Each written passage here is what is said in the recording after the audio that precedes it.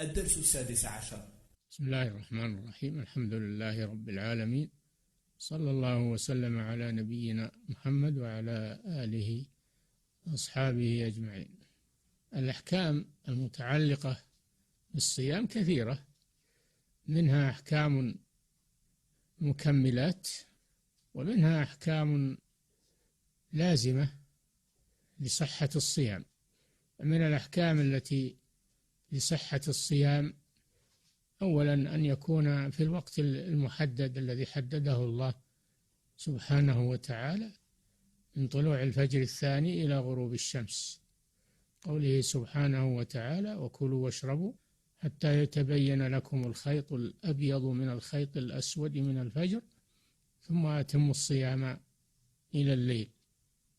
وقوله صلى الله عليه وسلم: إذا أقبل الليل من ها هنا وأدبر النهار من ها هنا وغربت الشمس فقد أفطر الصائم. كذلك من الأحكام المتعلقة بالصيام التي لا بد منها ترك المفطرات الحسية والمعنوية. المفطرات الحسية الأكل والشرب والجماع ودواعيه، والمفطرات المعنوية تجنب الغيبة والنميمة والشتم وقول الزور والسباب وغير ذلك، فهذه لازمة، أمور لازمة للصيام. ليس الصيام هو ترك الطعام والشراب فقط، ولكنه مع ذلك ترك كل ما نهى الله عنه من اللغو وقول الزور والشتم والسباب وغير ذلك. وأحكام يتعلق بالصيام، وهو أن يشتغل الصائم بذكر الله وتلاوة القرآن والعبادة، وترك كل ما لا يتناسب مع حال الصيام. يحافظ المسلم على صيامه. من لم يطع قول الزور والعمل به والجهل ليس لله حاجة في أن يدع طعامه وشرابه.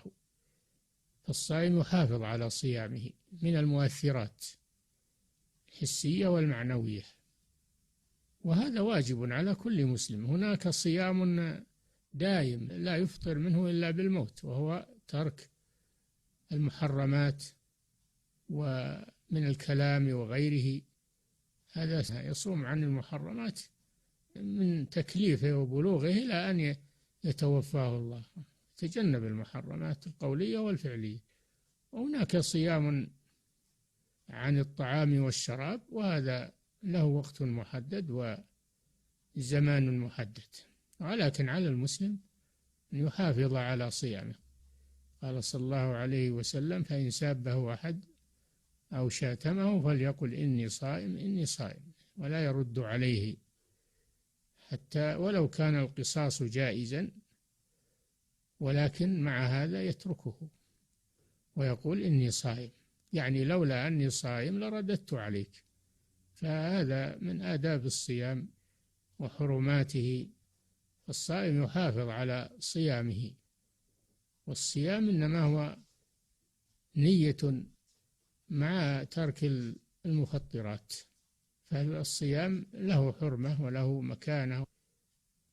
فإذا صام الإنسان فليصم سمعه وبصره وقلبه عن المحرمات القولية والفعلية، كما يصوم بطنه عن الطعام والشراب.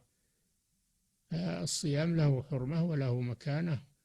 والصوم من بين سائر العبادات اختصه الله لنفسه، قال جل وعلا: الصوم لي وأنا أجزي به، إنه ترك شهوته وطعامه وشرابه من أجلي، ولخلوف فم الصائم أطيب عند الله من ريح المسك. هذه مزايا عظيمة للصيام، أعظمها أن الله اختصه لنفسه، قال: الصوم لي وأنا أجزي به، مع أن كل العبادات المشروعة كلها له، لكنه اختص الصوم جعله لنفسه، لأن الصائم تجنب ما تشتهيه نفسه وما يميل إليه طبعه تقربا إلى الله سبحانه وتعالى. وقيل في ذلك إن المراد والله أعلم أن أعمال الصائم مضاعفة، الحسنة بعشر أمثالها إلى 700 ضعف، إلى أضعاف كثيرة، إلا الصوم فإنه لا حد لمضاعفاته. الصوم لي وأنا أجزي به. فعلى كل حال هذا يدل على شرف الصيام وشرف الصائم عند الله سبحانه وتعالى، فليحافظ المسلم على هذه العبادة العظيمة ويخلصها لله عز وجل، ويتأدب بآدابها حتى ينال هذا الثواب عند الله سبحانه وتعالى. فليس الصيام هو مجرد ترك الطعام والشراب، هذا أهون الصيام وأسهل الصيام، ولكن الصيام أشمل من ذلك، أن يترك كل ما حرمه الله من النظر المحرم والسماع المحرم والكلام المحرم، تجنبوا كل ذلك لئلا يجرح صيامه. قال صلى الله عليه وسلم: رب صائم حظه من صيامه الجوع والعطش. يعني يصوم يترك الطعام والشراب، لكن لا يترك بقية المحرمات القولية والفعلية والقلبية. هذا ليس لله حاجة بأن يدع طعامه وشرابه، لأنه ليس هذا هو الصيام المطلوب.